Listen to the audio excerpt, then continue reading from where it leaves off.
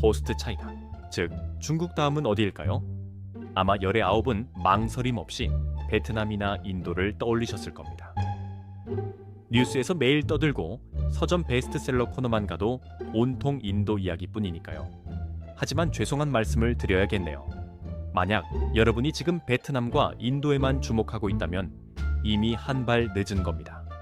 진짜 돈 냄새를 기가 막히게 맡는 글로벌 세력들은 이미 남들이 쳐다보지 않는 곳으로 조용히 짐을 싸서 이동하고 있거든요. 오늘 영상은 여러분의 상식을 완전히 뒤집는 이야기입니다. 도대체 왜 거기로 가는 거야? 라는 의문이 드실 겁니다.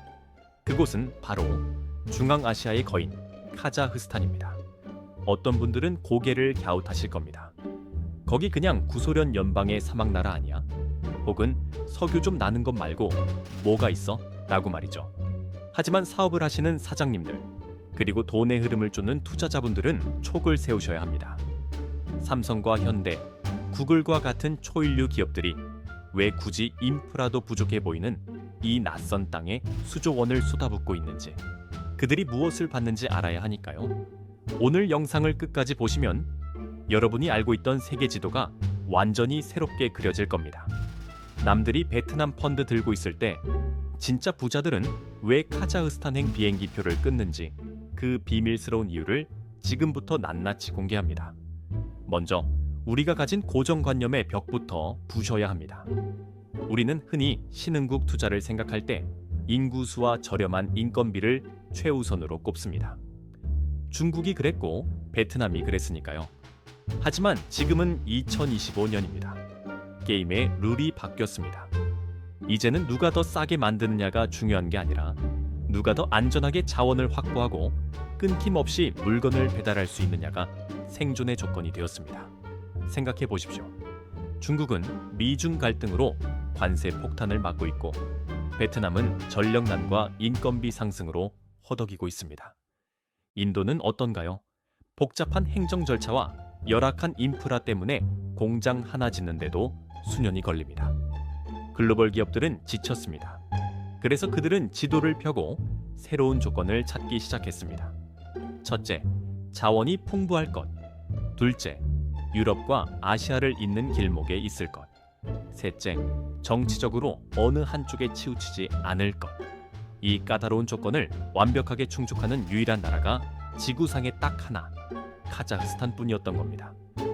가장 먼저 주목해야 할 것은 물류혁명입니다. 이 이야기를 들으시면 소름이 돋으실 겁니다. 과거 우리가 유럽으로 물건을 보낼 때는 당연히 배를 탔습니다.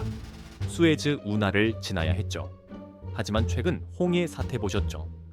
예멘 반군의 공격으로 뱃길이 막히고 가뭄으로 파나마 운하가 마비되는 걸 목격하면서 기업들은 공포에 질렸습니다.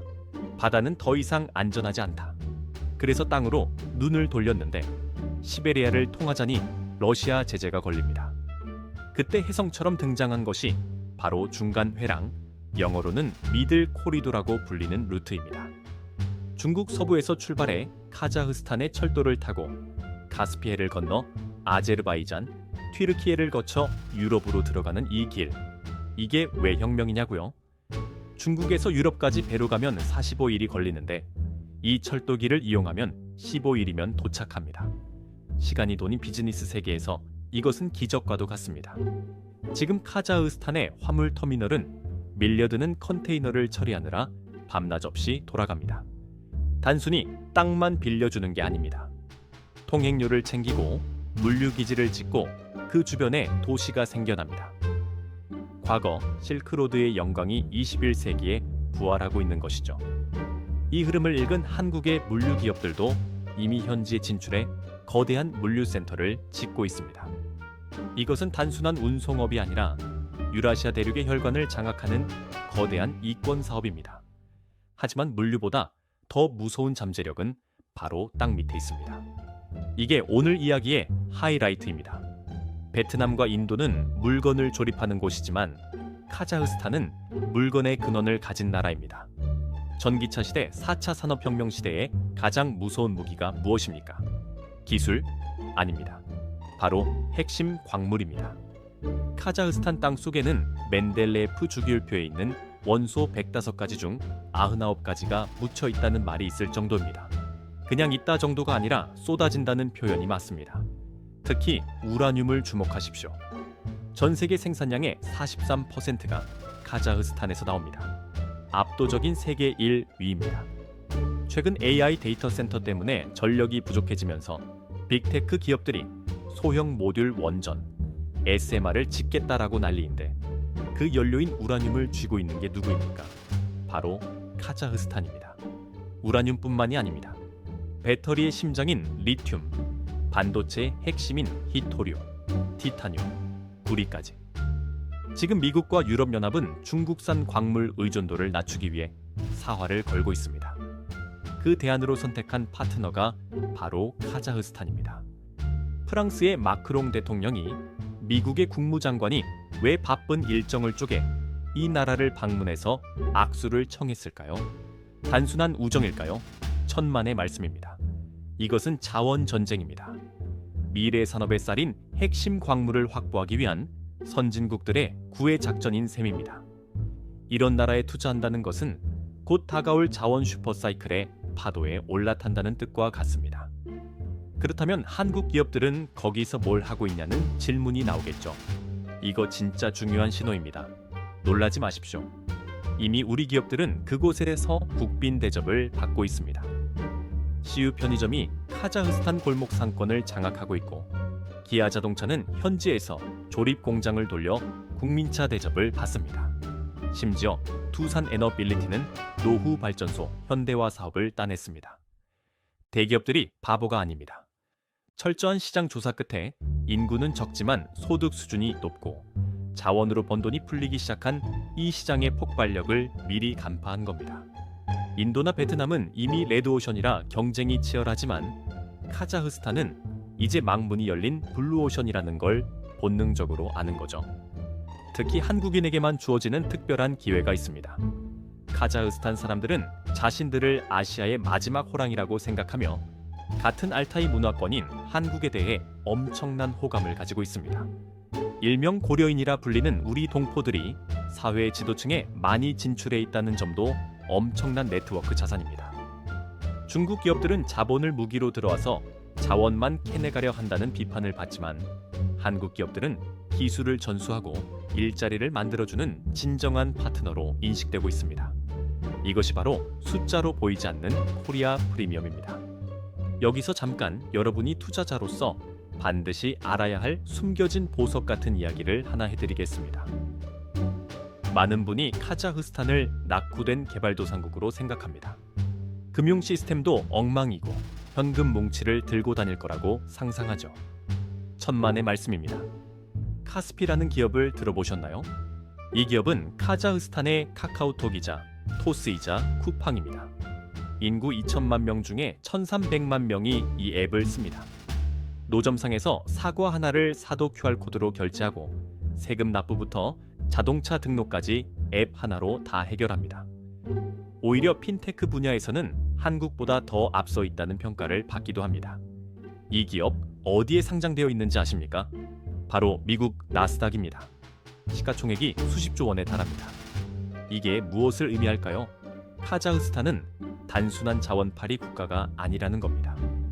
높은 교육 수준을 가진 젊은 인구, AI와 디지털 기술을 거부감 없이 받아들이는 유연한 사회 분위기, 그리고 구매력을 갖춘 중산층이 빠르게 성장하고 있다는 강력한 증거입니다. 내수 시장 자체가 폭발적으로 성장할 준비가 끝났다는 신호인 것이죠. 물론 장밋빛 전망만 늘어놓지는 않겠습니다. 거기 독재 국가 아니냐, 위험하지 않냐라고 묻는 분들 계실 겁니다. 맞습니다. 리스크 분명히 있습니다. 가장 큰 문제는 역시 지정학입니다. 북쪽으로는 러시아, 동쪽으로는 중국이라는 두 거인 사이에 끼어 있습니다. 러시아가 기침을 하면 카자흐스탄은 감기에 걸린다는 말이 있을 정도로 경제 의존도가 높습니다. 지난 2022년 1월 사태처럼 정치적 불안정이 언제 다시 터질지 모른다는 공포도 있습니다. 또한 아직은 관료주의와 부패가 완전히 사라지지 않아서 사업을 할 때 예상치 못한 비용이 발생하기도 합니다. 하지만 투자의 격언을 떠올려 보십시오. 소문에 사서 뉴스에 팔아라. 모든 것이 완벽하게 정비되고 누구나 안전하다고 느낄 때 들어가면 그때는 먹을 게 없습니다. 지금 카자흐스탄 정부는 탈러시아를 외치며 서방 자본을 적극적으로 유치하고 있고 국영 기업들을 주식시장에 상장시키며 자본시장을 개방하고 있습니다. 과거 70년대 중동 붐이 일었을 때 혹은 90년대 중국이 개방했을 때 그 혼란 속에서 기회를 잡은 사람들만이 부의 추월차선에 올라탔다는 사실을 기억해야 합니다.